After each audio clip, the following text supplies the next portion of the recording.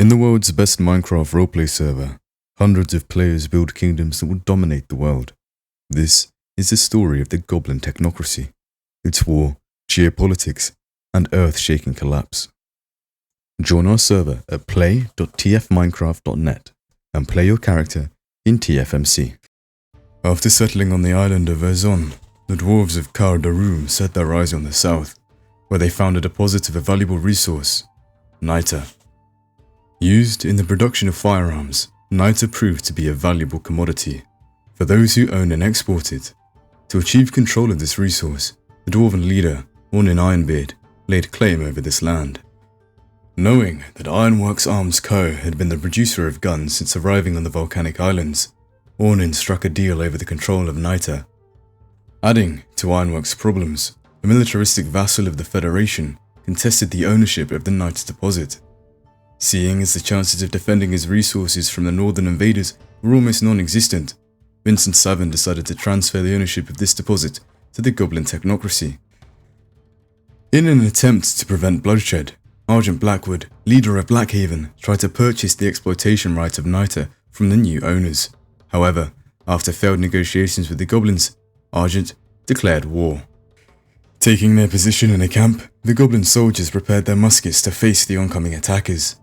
To the west, Argent finally arrived on the island with his experienced Federation army, along with mercenaries he hastily recruited from Shinsei. Having made camp on the shores of Alcendria to briefly rest his men, he wasted little time before continuing towards the Goblin encampment.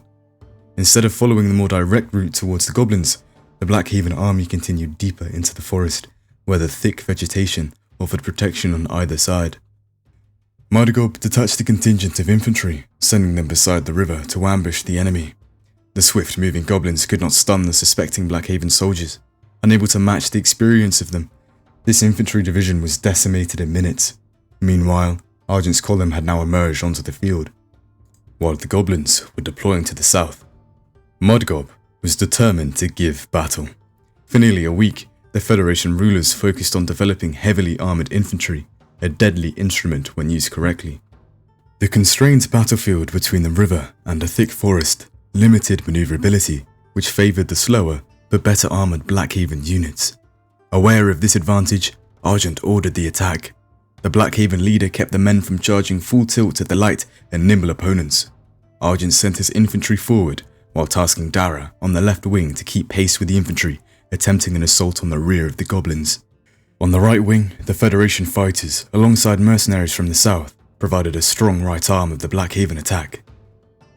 The Goblin musketeers on the wings, however, unable to reach Argent's bowmen with their firearms, drifted wide out of position, thus advancing to get into range.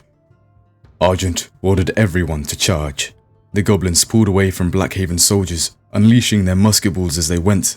They were soon caught by Argent's men. It quickly became clear that the lightly armoured goblins stood no chance against the Blackhaven heavy infantry that steamed right through them. All of the goblin fighters were cut down. The Blackhaven, however, suffered no casualties. Now, without their leaders, the remaining goblins found themselves between Argent's army in the west and their homeland in the east. The impact of the defeat at Valcendria on the goblin tribes was such that they abandoned their home and immigrated wherever they could. Argent had achieved a stunning victory that had not only prevented the goblins from spreading influence in the west, but had also ended the Goblin technocracy for good.